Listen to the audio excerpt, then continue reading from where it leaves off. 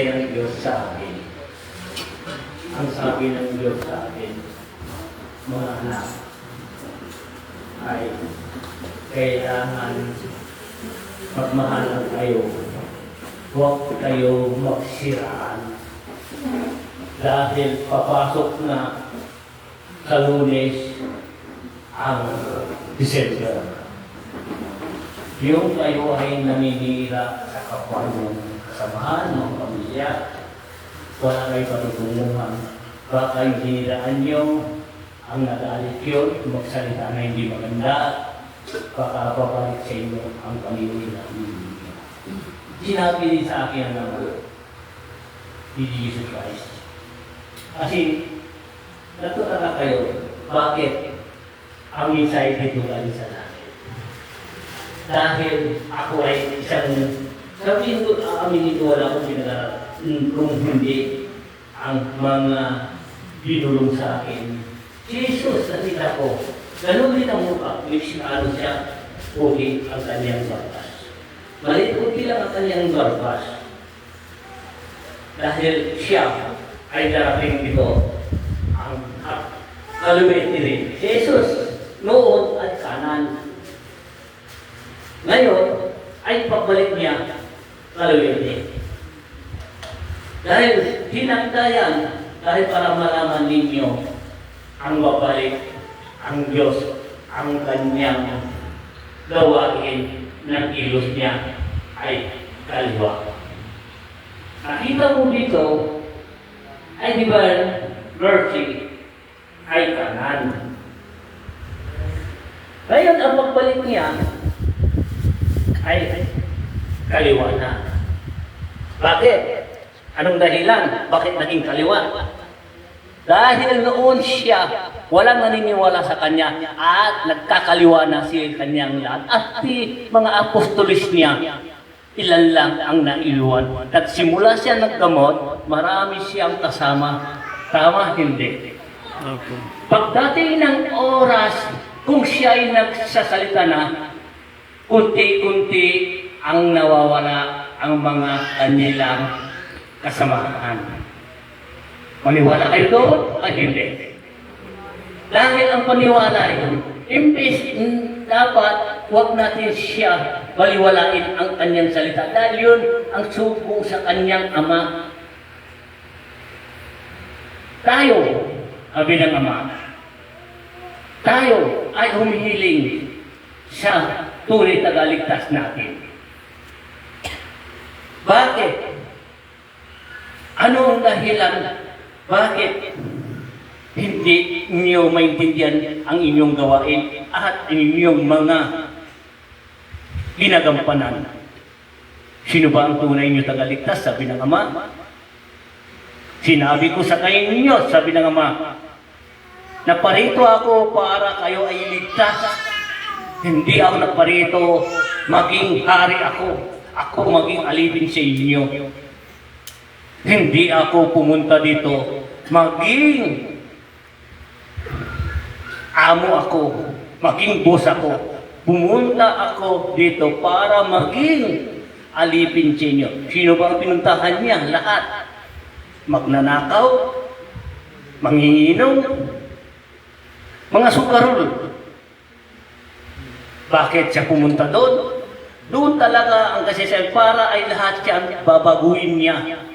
Hindi yung matalino, mayaman, hindi na kailangan puntahan yan dahil maganda na ang kanyang kinabukasan at buhay nila. Purso ang sabi ng Diyos, ay tandaan niyo mga anak, kung sino man ang nakakatulong sa inyo, huwag kayong maninira ang bawat isa sa inyo. Di nyo alam, minamatyakan ko kayo. Kung ano man ang ginawa ninyo, mas mahigit pa babalik sa inyo. Dahil wala matutunguhan ang buhay at iyong kaisipan kung hindi yun magpapahamak din sa inyo. Dahil ang lahat yan, ang sabi ng ama, gumawa kang mabuti, siksik, liglig, aapaw darating sa iyo dahil sa kasipagan mo. Gumawa kang masama, Siksik, lidlig, darating kasamaan sa'yo dahil masama ang iyong mga asal, ang gawa. Mas may ka pa sa magnanakaw, kriminal ka, mamamatay tao ka. Dahil hindi ka sumunod sa yapak ng kagustuhan ng Diyos. Dalawa lang pipilian mo dyan. Kung gusto nyo ay pumunta sa Diyos, siya nagbigay ng buhay pagsamantala sa atin, gumawa kayo mabuti, huwag kayong maninira ng bawat isa sa inyo. Dahil ang sa pagsisira ninyo, ang gusto dapat ng Diyos sa ating lahat, magkaisa, magmahalan, mag-ibigan, at magtulungan. Dahil bilang oras na dumating ng oras siya, nakita niya, ito ang lugod na gusto ko para sa inyong lahat. Pag-ibig ang daladala ninyo. Bawat isa sa inyo. Sa puso at isipan, pag-ibig. Dahil sabi ng Ama, gumawa ka na hindi maganda, ako lahat kayo'y lilitisin ko, haharap kayo sa akin. Kahit anuman ang bagay at gagawin mo yan, mamatay ako sa iyo, hindi ka nakatago sa akin. Ako ay laging nasa harap ninyo. Sa pangalan ni Jesus. Puso tayo, mahilig tayo mamintas, mahilig tayo mahusga, mahilig tayo manira, mahilig din tayo mamusga. Di mo alam ang inyong kahiligan, yun din ang mapapahamak sa inyo. Dahil sa ugali ninyo, yung ilusaan nyo, baka sabihin niya, bilang araw, makakamakin. Yan ang salita ng mga tao dito sa ibabaw ng mundo. Ngayon, kahit yaman mo, kahit anuman, dahil mayabang ka, bilang araw, babayaran mo rin ang pag-usig mo sa akin, paubos din niya yun, iyan din gagamitin mo ang papatay sa iyo ng iyong hindi magandang buhay na darating sa inyo dahil kapiling kayo ng Diyos. Dahil ang pera para mo bilang ang kayamanan, para mo bilang pagsamantala lang habang may buhay dito, habang may hinga ka, kaya mo gamitin dahil lahat mga kilos ninyo ay blessing darating sa inyo sa pangalan ni Jesus Christ. Tandaan ninyo, yung mga tambunutin, yung kakausip, tingnan mo, halos di sila makakatulog dahil ang tao yun nagdadamdam para sa kanya dahil siya ay pinakamasama sa kanyang kaisipan. Kaya sabi ng mga, bago tayo magdating ng bukas ng una ng December, linisan ng bawat puso at isipan ninyo, pag-ibig ang iralyo ang bawat mamatakan kayo ng Diyos dahil ang Diyos ang darating ng kanyang arawan pagdating doon ng orasyon. Paparat tayo kung sumunod tayo sa Kanya. Huwag natin baliwalayin at lumapit sa Kanya. Lahat tayo, kahit anong yaman mo, kahit anong duro, anong lakas mo, bilang araw pagdating ng oras, hahanapin mo rin ang kakaligtas sa inyo, ang nagbigay ng buhay sa inyo. Walang sino man mas mayigit pa sa Diyos. Diyos ang pag-ibig, Diyos ang kaligtasan, Diyos ang kapinahuhan, Diyos ang kasayahan, ang kaparasaliso ng lahat. Kuminom na ng tubig. Por eso, kailangan natin ginawa ng Ama yung mensahe, pag-ibig ang iral ngayon. Pagdating bukas, 1 na December na, kailangan na papasok na tayo ng pag-ibig ng Diyos bawat isa sa ating lahat. Amen. Di ba? Masaya. Pagkat yung oras, andan nyo. Oras hindi kaya matanggal-tanggal. Isipin ninyo, yun yung mensahe pinigay sa akin. Doon yung malalaman. Oras na nangyari sa inyo, ito na. Ang hindi na ako pinakinggan dahil matigas ang aking kaisipan dahil hindi ako sumunod ang pagpapago ng bawat isa sa akin ng kagustuhan ng Diyos. Amen? Marami tayo. Dito sa atin ay freedom. Laya tayo dahil hindi siyang Diyos. Ang sabi ng Ama, kung anuman ka, kahit ano ka, saan ka bininyagan, saan ka pinanggalingan mo, kailangan doon ka lang. Huwag kang lilipat ng anong region. Tagunin mo lang ang iyong kaisipan dahil kasi isipan mo ang siyang nag-iigaw na nilito sa iyo. Isipin mo muna bago ka kumilos. Isipin niyo muna bago kayo mag-decide ng magmaliba o tama. Dahil ang pag-iisip niyo, hindi ang Diyos ang ginagawa ninyo. Yun kasamahan ninyo. Iisa ang Diyos. Iikot ang Diyos sa lahat. Magpapaliwanag ang Diyos sa lahat. Lahat ay Kanya yan. Hindi siya pinabayaan tayo. Tayo ang nagpapabaya sa Kanya. Hindi naman sabihin mo nagpapabaya tayo sa Kanya. Pinabayaan yung sarili ninyo. Dahil kayo mismo ang nagsisina sa inyong kaisipan, nagawa kayo ng hindi maganda. Dahil kayo, kung sabi ng Diyos, hindi ko hawak ng iyong kaisipan. Hawak ko lahat sa buong nandito sa lupa. Ang katawan niyan, ang kayamanan niyan. Hawak ko yan, akin yan. Dahil ang pinakain mo yan, ang katawan ko yan. Dahil pinahiram ko lang sa inyo. Huwag mo sabihin, wala ako, sa akin ito. Hindi ito, isa ka lang espiritu. Pinahiram lang ang katawan nito ng Diyos. Diyos pa rin ang siyang pinakain mo. Hindi ikaw dahil, or hindi mo pinakain. Dahil ang katawan niyo mawala ka na rin sa mundo ito. So, huwag tayo matakot, huwag tayo mabuti, huwag natin pabayaan kung magiginglan tayo, pinapikinggan natin mga tao ng bagay, magiging sa iyo. Dapat mag-isip anak, sabi ng Diyos. Gampanan mo, gawin mo ang dapat mo gawin. Huwag kang basta-basta sumunod sa kanila.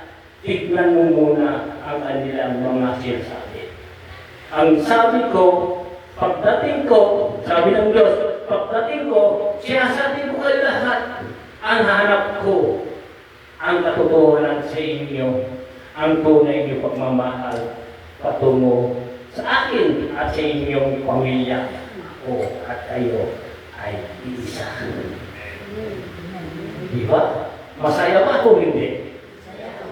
Dahil tayo, walang religion, iisa ang paniwala. Diyos, Jesus Christ, ay si Jesus, ang ating tunay paniwala. Huwag kayo naman patumpik-tumpik, huwag na tayo humingi kung hindi maganda, umiwas ka. Hindi ang kailangan ko. Ang kailangan ko, ang katotohanan. Ang tunay na kaibigan, sabi ng Ama, ang tunay na kaibigan, walang iwanan. Dahil yung iwan ka sa kaibigan mo, di mo alam bilang araw, baka siya ang hahanapin mo, siya rin ang tutulong sa inyo. Ngayon, wala siya, bilang araw, hahanapin mo siya kung kailangan mo na siya. Kung so lahat kayo, kung ano simulain, kung bata pa ka, hanggang sa kanan mo, kung iyalan mo pa siya, huwag mo siyang iwanan. Bilang araw, makailangan mo rin siya. At kailangan ka niya.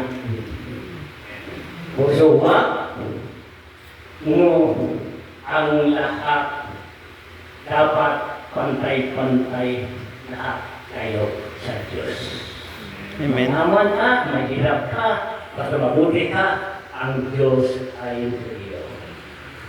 Ang Diyos, masabi nito, dito kayo sa puso.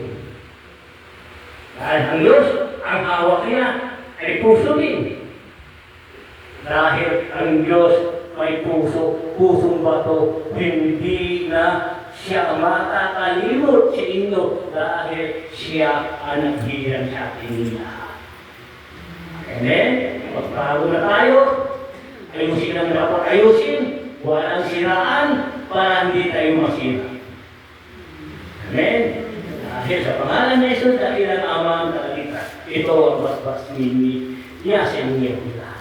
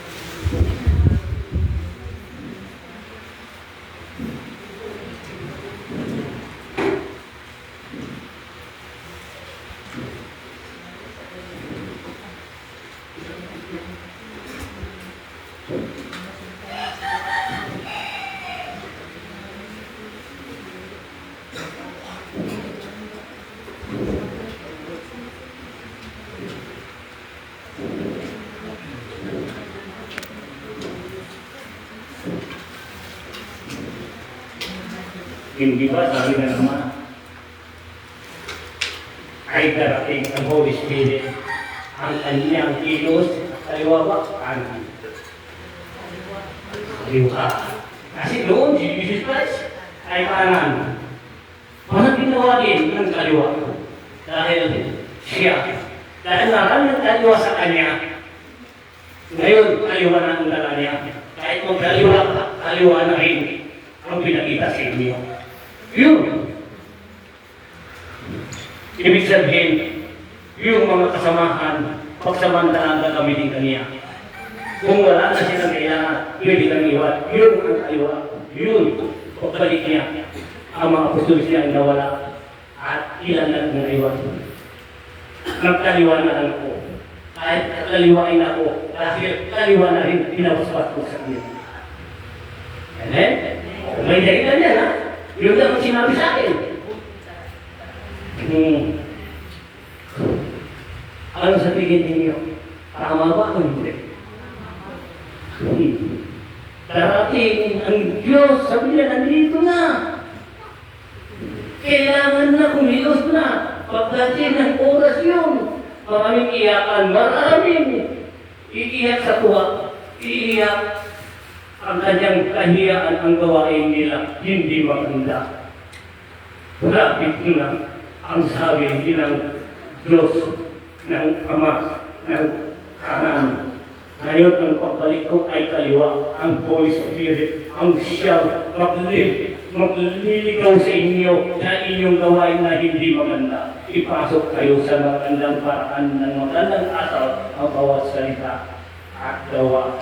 Kukunin kayo, dadalhin kayo sa kanyang paraiso. Habang pagdating ng oras bukas, kailangan bago na kayo. Dahil kayo ang pasya sa lahat. Baka sinabi ko, yung binili sa akin, sinabi sa akin, inantad ko at binigay ko na sa inyo. Magbago na kayo habang may panahon pa. Buhay natin pagsamantala lang. Hindi natin hawak ang buhay natin kung hindi ang Diyos na hirang sa ating lahat. Ito ang misay ng Diyos. Walang katapusan kahit kailan ang daladala niya ay pag-ibig. Okay? O sino gusto magsalita? Dahil kung ako magsalita, dahil sa akin, lahat misay sa taas. Lahat at bumaba. Nakikita niya ako, hindi ako nagbabasa, hindi na ako marunong bumasa. Basta inasahan ko lang, yung nagsugo sa akin, ang siya, ang nagpapaliwanag sa inyo. Hindi galing sa akin, o hindi galing sa kanya. Pagbalik niya, ay kaliwa na ang kanyang gawa. Kung ano nga ang mangyarihan niya at gamit niya bilang araw, langit ang lupa sa kanya ang siyang maghahari sa lahat. Ang Holy Spirit, ang pinaka-dapit ang Pilipinas, ang pinili ng Diyos sa lahat. Ang daladala niya ay pag-ibig. Huwag natin sayangin, huwag natin baliwalahin dahil tayo pagsamantalaan dito sa lupa. Oras haharap kayo sa Kanya, yung mga ugali yung di maganda, doon yung makikita, maramdaman, mali pala ang aming ginagawa. Dahil oras ka nang kinuha, parang magnanakaw lang yan, di mo alam kahit malakas ka, natulog ka, di ka na gumising, ginawa ka na. Dahil di natin alam kung kailan tayo babawian ng katawan natin ng Diyos. Puso masaya tayo, laging pray, ang dakilang Ama natin, ang tagaligtas, huwag natin sayangin ang panahon nandito tayo sa lupa. Laging dasal, laging makikibagay, makisama, laging maniawa ka naman rin magtulungan kayo dahil ang lahat yan galing sa Diyos ng lahat. Alam niyo na, bakit siya nagtaliwa na? Si Jesus, pagkaling. Ikaw mo, dami siya kawan noon. Nagdamot siya, pila-pila ang mga tao sa kanya. Yung nag-aral na lang sa kanya, ginagawa ng apostolis ang naiwas sa kanya. Di ba, lahat ng dalawa yun? Kahit huwag kayo matakot na mamatay. Dahil ako ang bahala. Kahit namatay kayo, darating kayo sa paraiso. Sa pangalan ni Jesus. Amen. Ikaw gusto pupunta sa paraiso? Ng Diyos. Ha? Sino? Gusto niyo ba magpunta sa paraiso ng Diyos? Dahil lahat tayo. Huwag kayo matakot. Dahil narating tayo. Nawalan tayo. Pati katawan niyo madadala. Sabi ng Diyos, walang posible. Gumawa ka ng mabuti. Pati katawan mo. Dadalay niya, babaguhin ko. Dahil ang Diyos, isang himala. Kung maniwala ka, dahil ang Diyos ay isang himala. Kaya niya gawin, baguhin ang lahat. Basta maniniwala ka, magpatutok ka sa sarili mo, huwag kang makikisakit sa kapwa mo. Yung mga salita na hindi maganda, pasok mo sa maganda, pasok ng December ito, ay kailangan ng bawat isa inyo magbago na. Dahil hindi nyo madadala yan pagdating ng oras, doon yun lang maramdaman, bakit ganito? Bakit ganito? Ano kasalanan ko? Dahil hindi ka sumunod ng kagustuhan ng Diyos. Amen. Tama, hindi. Oh, di ba masaya? Yung bata, isipin nyo ha, may 4 na taon. Lutiin niya yung bata yun. Una nagkasakit siya, ang sabi niya, ano ang sabi? Pakot lang ang kamay sa ulo ko at gagaling ako, sabi ng bata. Nasaan si ama? Sabi niya. Sabi ng mama. Ano bakit niya? Papunta ko sa ama doon sa bahay, tahanan ng ama. Pakot lang ang kamay niya sa ulo ko, gagaling ako, sabi ng bata. Oh, katapos, sabi ng mama niya, saan ang tahanan ng ama? Ang sabi ng bata, ang sabi niya, lumbang. Gusto ko lang ang lahat, ang sakit ko, lumaki lang siya niya. Noon, gusto niya pumunta dito, hindi pumayag ang kanyang ina. Ngayon, grabe na, dumudugo rin yung tinga niya, ilong niya, itiyan niya, butikol na, lumaki na. Sinabi niya sa mama niya, kailan lang punta tayo ng ama, hipuin lang ako, ipapong lang ang kanyang kamay gagaling na. 4 na taon na yun. Oh, tayo mo matatanda. Bakit ay mga tayo? Bakit naniniwala? Patong niya lang ang kanyang kamay sa aking noo, sa ulo, at gagaling na. Dumating itong bata, umiiyak, gusto niya umiyak. Saan pang masakit sa iyo? Dito po. Pinatungkulin sa pangalan ni Jesus Christ. Papa ko, kumusta? Wala na po. Dito po. Ipuin kita. Pag-ipo. Wala na po. Saan pa? Dito po. Inipo. O, meron pa. Wala na po. Sabi niya sa mama niya. Sabi ko naman. Dahil hindi ako nang napagaling ko, hindi. Jesus Christ. Hindi ko namin may kapangyarihan. Wala akong kapangyarihan. Nalingkod lang ako sa Diyos. Si Jesus Christ, doon ako naglilingkod. Hindi ako nag-ipo sa Kanya. Ginamit lang ako para kagalingan ng mga tao na naniniwala sa Kanya. Kung may paniwala, may himala. Kung wala paniwala, bahala ka sa buhay mo. Walang himala. Walang himala. Walang kagalingan.